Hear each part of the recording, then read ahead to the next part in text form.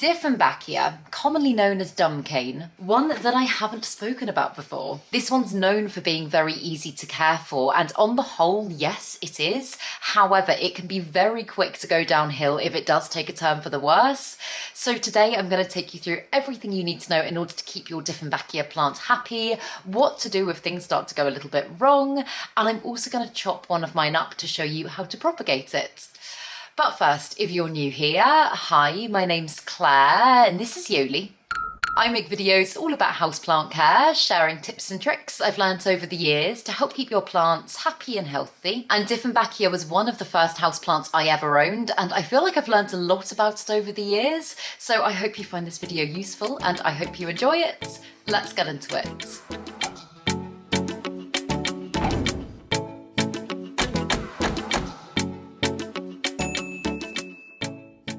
Just as I've set up to film this video, it has clouded over and it's incredibly dismal outside, so I do hope it's not too dark to see me. But the first important thing to talk about with Dieffenbachia is the fact that this plant is actually very, very toxic, and it's not just poisonous if you ingest it, it can also be very irritating to your skin if you get the sap on your skin or in your eyes. So I would highly recommend wearing gloves when you prune this plant, and it goes without saying if you've got small children or pets or anything like that, keep the plant raised up out of the way of them. But I mentioned at the beginning of this video that this plant is commonly referred to as dumb cane, and that does actually feed into, the toxicity of the plant does actually feed into that common name, and it's got quite a dark history to it actually. Back in the day, this plant was fed to slaves and it would essentially render them dumb. It would mean that their throat swelled up, their vocal cords couldn't come together, and yeah, that is how it gets its name. So a lot of people, myself included, in the plant community tend to refer to it by its scientific name, Dieffenbachia, as opposed to dumb cane nowadays. But the other common name for this plant is actually Chinese evergreen, and I mention this purely for the fact that there is another genus of plant as well that is also referred to as Chinese evergreen, and that is the Aglaonema. This is just one, again, of many, many different species of Aglaonema, and they look very similar, and they actually grow in quite a similar way as well. So if you're wanting to find out whether or not you've got a Dieffenbachia or an Aglaonema, there are a couple of things to look for, and the most obvious one is that Dieffenbachia commonly has its variegation very close to the main vein on the leaf. Again, if you look at this one, you can tell even though it's a different species, it's got that similar variegation close towards the middle, whereas Aglaonemas tends to be a little bit further out. I'll put some clips on the screen so that you can see what I mean when looking at Aglaonema. But also the Dieffenbachia has a much bigger, kind of more tree-like structure and is actually capable of growing to be pretty huge. And you can tell this one here, which is one of my most recent Aglaonemas. I've only had this one for about a month and a half now, but this one is ginormous. And there are about 50 different species of Dieffenbachia, and to kind of simplify things a little bit, what I have found with this plant is that there are two main kind of textures to the leaf, and this one, again, I'll put in some clips so that you can see a little bit better, but this one is very waxy in its texture, and this one, it's hard to know how to describe it, but it's almost a little bit more fabric-y. Like, it doesn't feel quite as like it's been waxed. That's the only way I can think of putting it. And actually, I do personally find the ones that have more of this kind of weird fabric-y texture, I find them to be a little bit more difficult and less resilient than the waxy types of Dieffenbachia. That is just in my personal experience. I also find that they can be a little bit more susceptible to pests, but strangely enough, I do find that the waxy variety of Dieffenbachia is more susceptible to things like mealybugs and spider mites, and these ones are more susceptible to thrips, and I'm not quite sure why that is. I'm guessing it does just come down to the texture of the leaf. But the first thing to think about with this plant is obviously lighting, and this is a plant that's very well known for being able to cope and survive in a variety of lighting conditions. And although this one can absolutely be grown in lower levels of light, in fact this one is actually living currently just behind me here, which is in kind of like, I would say like medium to low light, and this one's growing absolutely fine. What you will probably notice if you are growing your plant in lower levels of light is that the rate of its growth slows right down and the growth it produces is not as big. So if you want to really, really bring out the best in this plant, I would personally recommend growing it in bright indirect light. And I know I just said I'd only had this one for about a month and a half. This is the third leaf it is giving me. So it's not a slow growing plant when you do keep it in good light. And I've got this one right next to my south-facing window, and it does seem incredibly happy. Also, as with many variegated plants, the higher the variegation, the more light your plant is probably going to receive. And the variegation is the lighter patches that you see on the leaves. And basically, that's just because they don't have as much green in them, and therefore they don't produce chlorophyll in the same way. And in order for your plants to be able to grow, it will therefore need slightly more light. So if you've got some Dieffenbachia that is almost white, for example, and you do get some beautiful, beautiful ones like that, that is one immediately that looking at it, you'd be like, ah, this one needs much higher light than one that is almost completely green, for example. And just taking that as an example, this one here, I was actually sold as a Dieffenbachia Sparkles, and I included this one in my houseplant tour video that I made about 7.5 months ago. And I will put a clip on the screen of what it looked like then, because as you'll probably be able to see, it was a very different looking plant back then. And I decided to chop that one back and essentially reset it because it did get thrips very badly. And when it regrew like this, and it's essentially pretty much reverted. The level of variegation it's got now compared to what it had before is very, very different. And I do honestly think that that's because the propagation box that I had this one in wasn't getting as good light as the spot that I had the plant in before. So as I say, if you want to encourage good variegation, good growth, big growth, higher light is best. Just on the note of that as well though, and I know this might sound like I'm completely overcomplicating things, but if you do live in a very hot tropical climate, just be aware that direct sun can actually scorch the leaves of your plants. So any lighting change that your plant goes through, just make sure you acclimate it very, very slowly. You kind of gradually ease it into life in its new spot so that you can monitor if anything goes a little bit wrong. Apart from that, on the note of lighting though, the only other thing that I'll say is just make sure that you're keeping its leaves really, really clean and free from dust and dirt. Even though sometimes a plant might look really clean and healthy, dust does just build up in the same way as it does like in the corners of your room. And if you don't regularly wipe over its leaves, it's just going to mean that your plant isn't able to effectively photosynthesize. It's not going to be able to absorb all of the light it's getting. And it also means that it is going to be much more susceptible to pests. And as I say, I have had many Dieffenbachia over the years brought down by pests because they're not always immediately obvious. I will go into more detail about this as we get through the video. For now, I'm just going to focus on the main care requirements of the plant. But the next one to think about is watering, and it is a pretty relaxed plant in many ways when it comes to the amount that you give it because it is quite drought tolerant.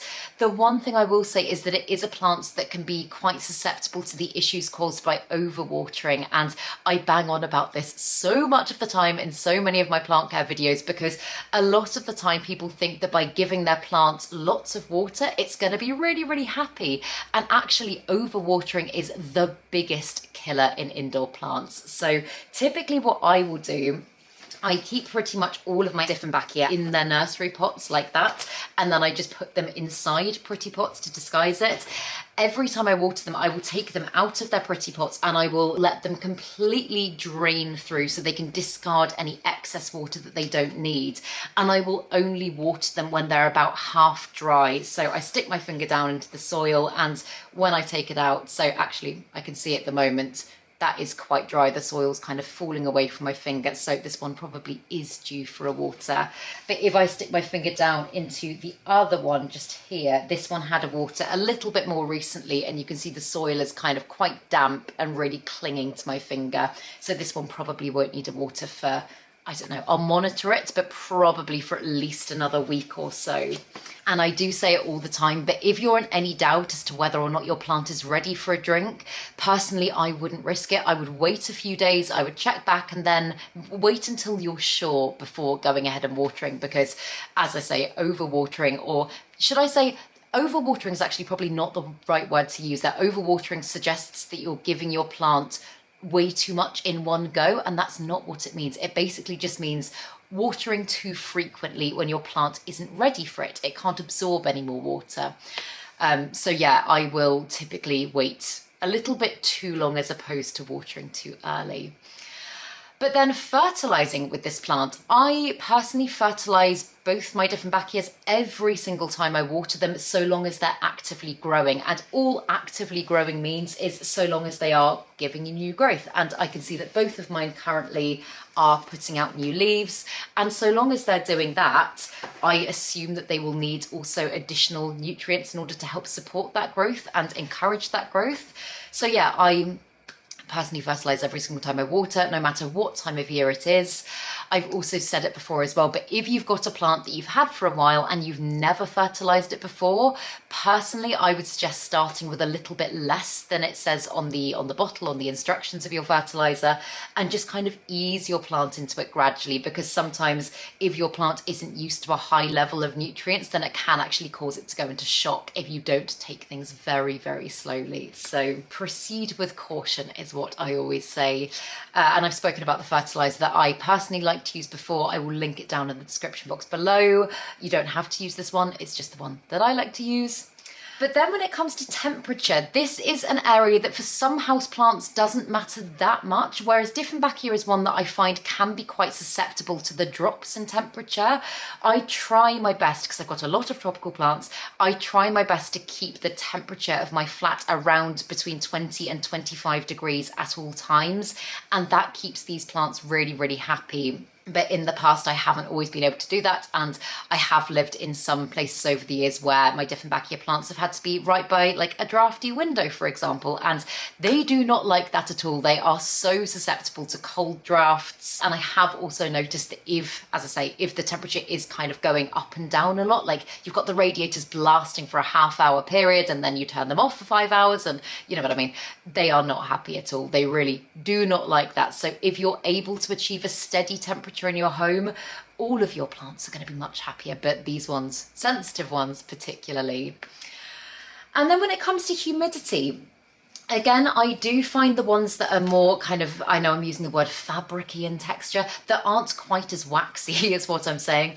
I do find these ones to be a little bit more susceptible to issues caused by lower humidity levels. So I personally try to keep the humidity in this room 50% or more at all times. I do run a humidifier, but it also helps that I've got 300 plants in this room, and as plants transpire, they essentially produce humidity and act as a humidifier for each other. So yeah, if you do notice things like browning tips and crispy edges and stuff like that on your Dieffenbachia, then chances are it could very well be down to a lack of humidity. So for example, introducing something like a pebble tray or a humidifier might be a really, really good idea. They are a plant as well that are never going to complain if the humidity is too high. So yeah, you can crank it up to 100% and they will 100% be happy. And before I get on to propagation and chopping up one of my Dieffenbachia plants, I just want to talk a little bit more about the other issues that can commonly be found with this plant, because as I say, I've been growing Dieffenbachia for on and off probably about 7 years now, and I do really like it as a genus of plant. And once you figure it out, it is genuinely so low maintenance and so easy. But as I said already, this one can just, it can go downhill quite quickly. So as I've just said, the browning on the tips of the leaves commonly caused by lack of humidity. If the humidity levels in your home are really, really good, then I would probably, and I would say this with a lot of issues actually, I would probably check the roots of your plant. I'm wondering actually if I can, without getting myself covered in soil, take this one out and show you what healthy roots should look like. Okay, you know what? In the name of the video, I'm just going to get soily. So yeah, if you have a look at those roots, they are full, they are pale, they are healthy. That is what healthy Dieffenbachia roots should look like. And so much of the time, issues with a plant will start with the roots, and I've already spoken about overwatering. If there is something sinister going on, and for example, the roots have started to rot, you do need to act very, very quickly in order to rectify these problems. I've made very in-depth videos talking about this before, so I will link some useful things down below. But that is often where things start going wrong before you can actually see them and you just see signs on the foliage. Again, another common issue is that, and you can see it very clearly here, the plant will lose leaves and it will just become very, very bare. Again, this can be down to issues with the roots. So again, I would check the roots. It can also be down to lack of light. So if you've got your plant in a very low light spot, try increasing its light a little bit, or increasing even its hours of light a little bit if you've got a grow light or something like that, and see if that helps. The other thing that can cause this is inconsistent or incorrect watering. And again, as I say, make sure you're monitoring the soil of your plants and not just guessing when they need a water. Feel the soil, get used to feeling physically how it feels when your plant is ready for a drink, and then you will over time get to know your plants very well. Mine is looking like this because, as I say, I did completely chop it up. I decided to reset it when it got thrips, and I've got lots of sections at the bottom here that are growing back that weren't previously there. And this was the main big section where I removed loads and loads and loads of leaves. And yeah, now I'm left with this very long stem. And although I don't hate the look of it, I just think it could be doing a little bit better. So what I would ideally like to do is I'd like to make a cut. I'd like to propagate the top section so I can pot it back up with this plant, and in the long run just make it much fuller and healthier. So really you should be using a pair of pruning shears for this. However, I'm always getting told off about this on my channel. I'm going to use scissors because I don't know where my pruning shears are. Make sure your scissors are really, really clean. And then in fact, I'm just gonna take a cut pretty much anywhere because I've got so much stem that I'm working with, pretty much anywhere, but I'll take it and then I'll show you. So I've got my cut. I'm being very careful not to get the sap on my skin because, as I say, it's very irritating. You'll notice these rings on the main stem, and these are actually where the leaves grow from, and they're what's known as nodes, and that is also where the roots of your plants are going to grow from. So long as you've got a node or two, or in my case many here, you will be able to propagate this plant very easily. And what I'm going to do is I'm just going to leave this plant out in the open air for about 12 hours or so, just so that it can callus and it's not quite so you can see at the moment it's very wet. I just want it to callus over a little bit so that it's not as susceptible to rotting, because that is a risk you take when you propagate. And then you can technically root this in many, many ways, but my go-to for this type of plant is either water or sphagnum moss. And basically you'll just get a container like this. Personally, I don't use drainage. Obviously, if you're using water, then you would just fill it up with water. Once it's calloused over, so probably tomorrow, you would just pop it in there, and in the next kind of 3 or 4 weeks, you should see roots start to form. For me personally, I like using sphagnum moss. I just find that my success rate is much higher, so that is probably what I'm gonna do. But yeah, as I say, then I can pot it up with the rest of the plant, and the plant will then appear much fuller and healthier, and also it will start putting out growth at the point that I've just chopped there as well. And the only thing that I think I have missed in this video is the soil mix that I use for this plant. And you can grow this plant in a variety of ways. You don't even have to use soil. You can use semi-hydro, and I'm going to use this aglaonema. I know it's not technically a Dieffenbachia, but I'm going to use this as an example because I've got this one growing in semi-hydro, which looks like that, and it basically just means you create a water reservoir at the bottom and your plant is always sat in water, so the opposite of what I said for soil growing and drainage. But that's a really low maintenance, really easy way of doing things, and it does keep this plant very happy. However, personally for me, I typically grow my Dieffenbachia in just a really well-draining, chunky mix. And the mix that I like to use, I'm not super specific about my measurements, but I use, the company I love to use is called Soil Ninja, by the way. But I use Soil Ninja's base mix, which is just soil and perlite. And then I mix through some worm castings, horticultural charcoal, and some bark. And that just helps to keep the plant really, really happy. It's nothing fancy. But yeah, and as I say, just regularly checking for pests as well. They often appear on the undersides of the leaves first. So every time I water my plants, I'll just give them a little check. Thrips and spider mites are typically the worst ones with this plant. So yeah, if you can't tick your issues off the list in any other department, if the roots look fine, if the conditions are fine, my bet would probably be pests. So give your plant a good look over. But yes, I hope you found this video useful, and if you've got any questions, please drop them down below and I'll do my best to cover them at some point. But if you did enjoy this video, please make sure to give it a thumbs up, subscribe to my channel, have a lovely day, and I will see you in the next video.